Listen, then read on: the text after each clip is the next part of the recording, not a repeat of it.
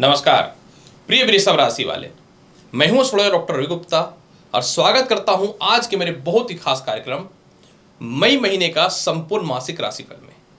प्रिय वृषभ राशि वाले, जैसा कि आप जानते हैं प्रत्येक मंथ की तरह इस मंथ में मैं आपको बताऊंगा कि 1 मई से लेकर के 31 मई के मध्य का ग्रहों की स्थिति के अनुसार आपके जीवन में पूरे महीने का हाल कैसा होने वाला है, जिसमें मैं आपके जीवन के सारे महत्वपूर्ण तथ्यों का चर्चा करूंगा, जैसे कर्म क्षेत्र यानी नौकरी व्यवसाय, इनकम, शिक्षा, संतान, दाम्पत्य जीवन, संपत्ति, कर्ज, ससुराल पक्ष यानी जीवन के लगभग सारे मूलभूत बातों का चर्चा करूंगा। जैसा कि आप जानते हैं ये वीडियो जो है चंद्र राशि पे आधारित है, मतलब जिनको अपना चंद्र राशि पता है आप इसके अनुसार इस वीडियो को देखिए, जिनको अपना चंद्र राशि नहीं पता है आप इस वीडियो को नाम या लग्न के अनुसार देख सकते हैं। और दूसरी महत्वपूर्ण बात, ये जो राशिफल है गोचर के आधार पर आधारित है, अतः ये पूर्ण तो 100% नहीं हो सकता, क्योंकि वैदिक ज्योतिष में स्पष्ट तौर पर यह प्रमाण है कि प्रत्येक मनुष्य का जीवन उसके माता पिता के कर्म, उसके स्वयं के कर्म जो सबसे ज्यादा महत्वपूर्ण होता है, उसकी जन्म कुंडली में ग्रहों की अवस्था, उसके स्वयं के जीवन में जन्म कुंडली के महादशा अंतरदशा और गोचर को मिला करके तय किया जाता है। यानी अगर ये वीडियो को देखने के बाद भी बहुत कुछ परिवर्तित नहीं हो रहा है तो आप एक बार अपनी जन्म पत्रिका अवश्य दिखाएं, ताकि पता तो चले कि जीवन में वर्तमान में आपका पर्सनल क्या चल रहा है। इसलिए इस बात का आवश्यक तौर पे आप ख्याल रखिएगा, क्योंकि मैं नहीं चाहता कि किसी भी हाल में आपको किसी प्रकार के अंधेरे में या झल्लावे में रखा जाए। तो चलिए वृषभ राशि वाले, चार्ट तो आपके सामने समक्ष बना ही हुआ है और जानते हैं कि कैसा रहेगा पूरा का 31 दिनों यानी मई महीने का संपूर्ण पूरा हाल। प्रिय वृषभ राशि वाले, सबसे पहले मैं आपके मई महीने में नौकरी और व्यवसाय की स्थितियों में प्रकाश डाल देता हूं। सबसे पहला यहां पे देखिए क्या है वृषभ राशि वाले, आपके नौकरी व्यवसाय के लिए कर्म क्षेत्र यानी 10वां घर जो है यह कारक होता है। 10वें घर में शनि बैठे हुए हैं, स्वतंत्र रूप से हैं, बहुत ही अच्छी है, बहुत अच्छी अवस्था में है। क्या वाकई में कोई और भी 10वें भाव को हस्तक्षेप कर रहा है?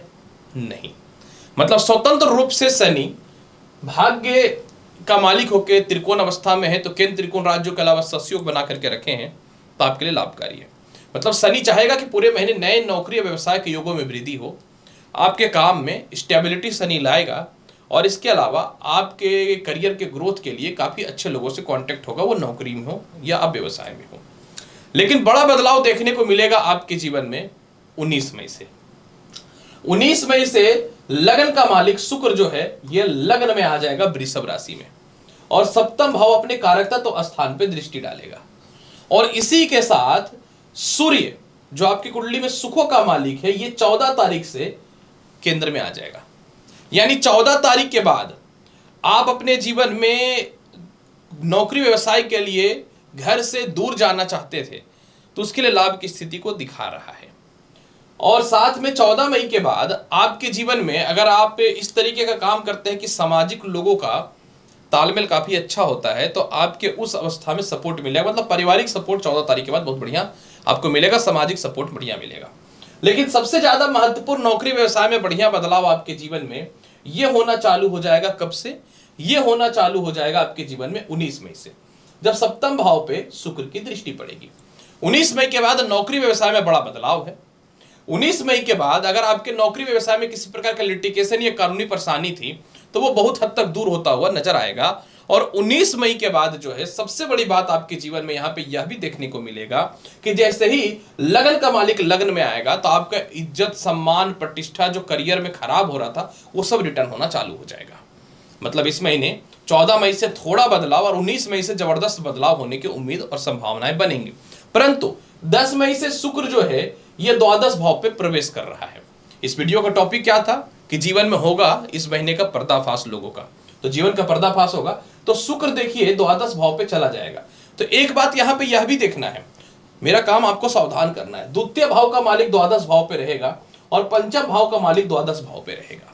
तो 10 मई के बाद ज्यादा धन के लालच में समझिएगा, आपको इंटरव्यू वगैरह अगर पास करते हैं तो नौकरी चेंज करने से पूर्व सावधान हो जाइएगा। आपको रिस्क लेना 19 मई के बाद दीजिए, यानी 19 मई 10 मई से 19 मई के मध्य में नौकरी व्यवसाय में दिक्कतें थोड़ी आ सकती हैं। गलत कॉन्टैक्ट, गलत कस्टमर या अत्यधिक पैसा के लालच में नए जॉब का तलाश आपको 10 से 19 मई थोड़ा डिस्टर्ब भी कर सकता है, ये बात याद रखिएगा। दूसरी महत्वपूर्ण बात, पंचम भाव का मालिक भी द्वादश भाव पे जाएगा, तो यानी 10 मई से 19 मई के मध्य में कोई भी इंटरव्यू वगैरह है तो आप इसको अवॉइड करने का कोशिश करिएगा, तो आपके लिए बहुत ज्यादा बेहतर रहेगा।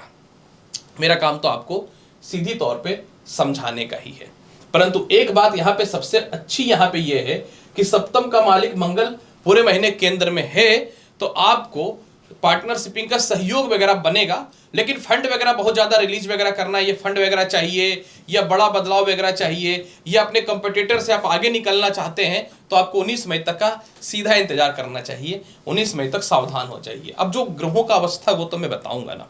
चलिए जानते हैं विदेश यात्रा का हाल कैसा है। एक अच्छी बात है, द्वितीय भाव का मालिक 10 मई से द्वादश भाव पे प्रवेश कर रहा है और 10 मई से लेकर के 19 मई तक शुक्र का बुध के साथ नारायण योग की स्थिति रहेगी और शुक्र का 19 मई तक षष्ठम भाव पे दृष्टि भी है। यानी 10 मई से 19 मई के मध्य में विदेश जाने में किसी प्रकार का लिटिगेशन है, वीजा, ग्रीन कार्ड, पासपोर्ट को लेके ये कानूनी अड़चने उत्पन्न जो भी हो रही हैं, एकदम तनाव मुक्त रहिए। 10 मई से 19 मई के मध्य में इसके रास्ते प्रॉपर खुलेंगे और 19 मई के बाद 100% विदेश जाने का योग बनेगा। हालांकि योग तो 10 मई से ही बनना चालू हो जाएगा, लेकिन इसमें बेटर बदलाव जो है आपके जीवन में वो दिखना कब से चालू हो जाएगा? वो दिखना चालू हो जाएगा आपके जीवन में 10 मई से ही। 19 मई के बाद तो चेंज होना ही होना है। इसके बाद और आगे की बात करूं, इनकम की स्थिति कैसी होगी? क्योंकि देखिए बिना पैसे का तो दुनिया चलता नहीं है। प्रिय वृषभ राशि वाले, आपके धन कारक कौन होते हैं? बुध। और बुध जो है ये 10 मई से द्वादश भाव पे विराजमान हो जाएंगे। पहली बात मैं आपको यह बताना चाहता हूं कि पैसा कमाना जरूरी नहीं होता, पैसा बचाना बहुत ज्यादा जरूरी होता है। ठीक है, हो सकता है आप लोगों को आदत लग गई हो अच्छा अच्छा सुनने का, फिर बाद में कमेंट करेंगे कि गुरुजी अच्छा तो हुआ नहीं, रवि जो तो अच्छा हुआ नहीं, सर अच्छा तो हुआ नहीं। तो एस्ट्रोलॉजी में हर समय अच्छा कैसे हो सकता है? जीवन में हर समय अच्छा कैसे हो सकता है? सीधी बात मैं करता हूं, बुध देखिए द्वादश भाव पे 10 मई के बाद रहेगा, ये व्यय का भाव है। ठीक है, बुध पंचम का मालिक है, धन का मालिक है, द्वादश भाव पे है। कहते हैं केंद्र और त्रिकोण का मालिक कहीं भी बैठ जाए तो शुभ फलदायी नहीं होता, यह कहते हैं। देख तो मैं 20 साल से नहीं रहा हूं बहुत लोगों कुंडलियों में। तो देखिए इस महीने आपको 10 मई के बाद पैसे को जमा करना है, बचाना है। जितना ज्यादा से ज्यादा पैसे को 10 मई के बाद बचाएंगे उतना ज्यादा लक्ष्मी आपके पास टिकेगी। 10 मई के बाद आपको इन्वेस्टमेंट करने से पूर्व सोच लीजिएगा।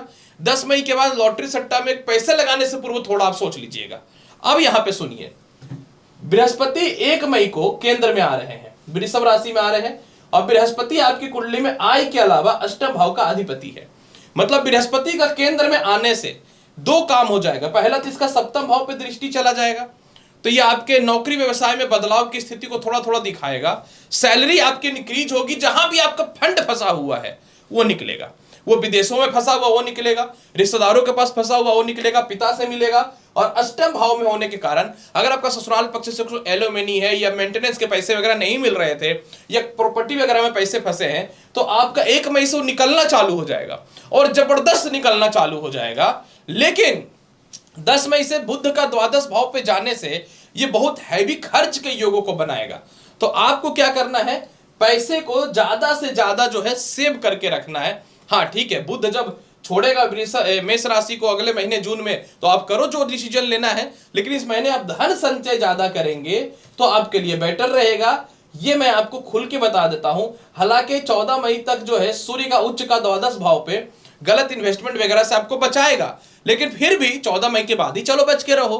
तो पैसे बहुत आ रहे हैं इस महीने, इसलिए मैं बोल रहा हूं जीवन का पर्दाफाश होगा। मतलब पैसे बहुत आ रहे हैं, गलत इन्वेस्टमेंट मतलब क्या होगा ना, 10 मई के बाद आपके संतान के द्वारा, लव लाइफ के द्वारा, मित्रों के द्वारा, परिवार के द्वारा हैवी एक्सपेंस हो सकता है।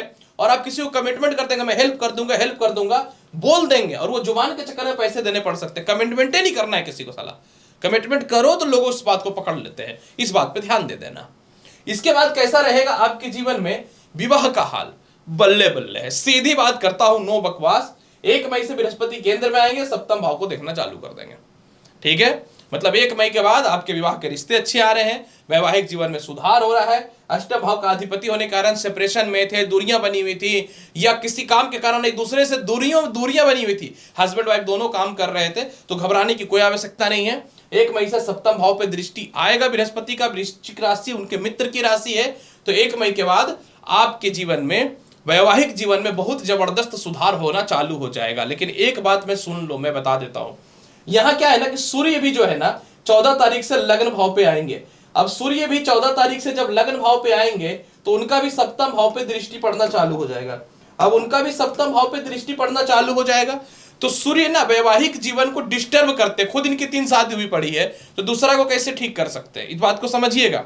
तो अब यहां पे मैं क्या बताना चाहता हूं, 14 मई के बाद आपको क्या करना है कि ससुराल पक्ष या बहुत ज्यादा घरेलू पक्ष के चलते अपने मैरिड लाइफ को डिस्टर्ब मत कर लीजिएगा, क्योंकि सूर्य केंद्र में आएगा तो आपका चतुर्थ भाव का अधिपति है, तो आप सामाजिक और ध्यान देंगे, पारिवारिक की ओर बहुत ज्यादा ध्यान देंगे, स्त्रियां तो मायके की तरफ बहुत ज्यादा ध्यान देने लगेंगे, तो वैवाहिक जीवन में असंतोषजनक स्थिति बन सकती है।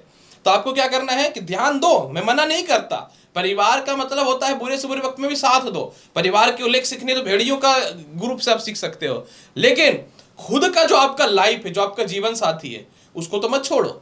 इसलिए आपके जीवन में 1 मई के बाद विवाह के रिश्ते भी अच्छे आएंगे, और निश्चित तौर पे 100% जो है 1 मई के बाद तरक्की के रास्ते भी खुल रहे हैं। कैसा रहेगा भूमि मकान वाहन संपत्ति का हाल, एक वर्ड में खत्म करूंगा। आपके जीवन में ऐसे भी बृहस्पति चतुर्थ भाव को देख रहा था पंचम दृष्टि से, 1 मई से बृहस्पति केंद्र में आएंगे, और 14 तारीख को सूर्य जो है वो केंद्र में आएंगे। चतुर्थ भाव का मालिक का केंद्र में आना जबरदस्त बढ़िया हो जाएगा। मतलब आपके जीवन में 14 मई के बाद भूमि मकान वाहन संपत्ति का हाल है, माता का स्वास्थ्य वगैरह खराब है, 14 मई से ठीक हो जाएगा। लेकिन पिता से जहां तक तालमेल की बात अगर मैं करना चाहूं, 30 महीने एज इट इज होने वाला है, कुछ बहुत खास परिवर्तन तो नहीं हो सकता। कैसा रहेगा आपके जीवन में शिक्षा, संतान, लव लाइफ का हाल। पहले लव लाइफ की बात कर लेता हूं। देखिए, आपकी कुंडली में बुध जो है वो प्रेम का मालिक है, ठीक है, जो 10 तारीख के बाद द्वादश भाव पे विराजमान हो जाएगा।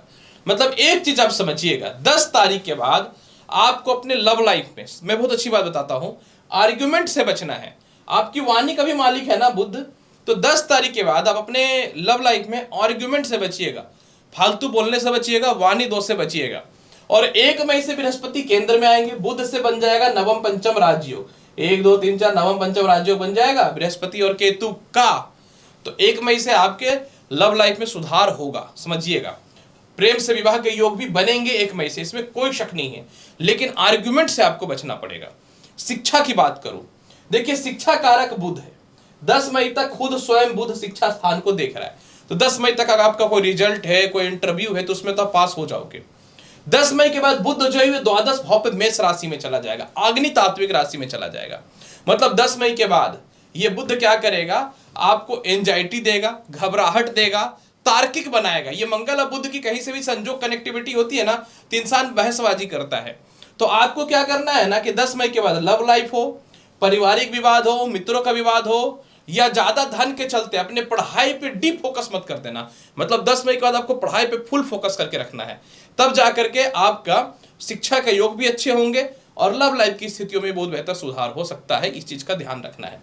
जहां तक संतान की बात मैं करूं, 10 मई से पहले गुड न्यूज आ रहा है संतान सुखों का, लेकिन 10 मई के बाद संतान के कहने पे बहुत ज्यादा धन का व्यय से बचना है। मतलब 10 मई के बाद हो सकता है संतान आपको कुछ गलत बात बोल के आपके पैसे वगैरह का नुकसान कर दे, या संतान के खुद के पर्सनल लाइफ के चलते आप बहुत ज्यादा परेशान हो सकते हैं, या उसके हेल्थ वगैरह को लेकर के। तो 10 मई के बाद संतान पक्ष को लेकर के आंखें खोल करके रखना, यह बात मैं बता देता हूं।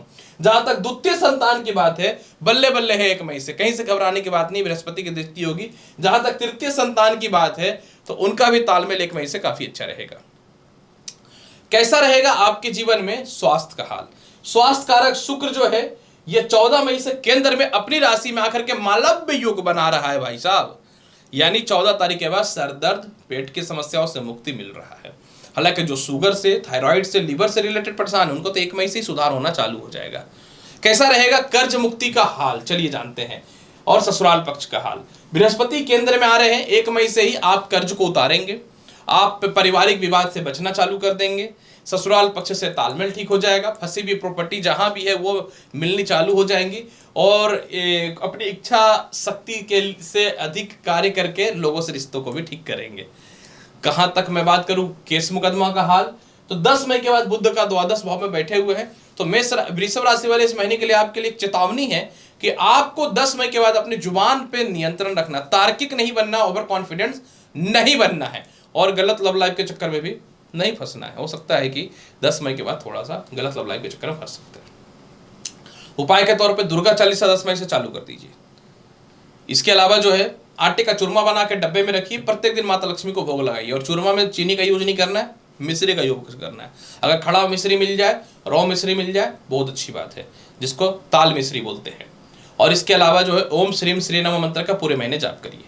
तो प्रिय वृषभ राशि वाले, कैसा रहेगा आपके जीवन में पूरा वृषभ राशि का मई महीने का हाल मैंने आपको बता दिया।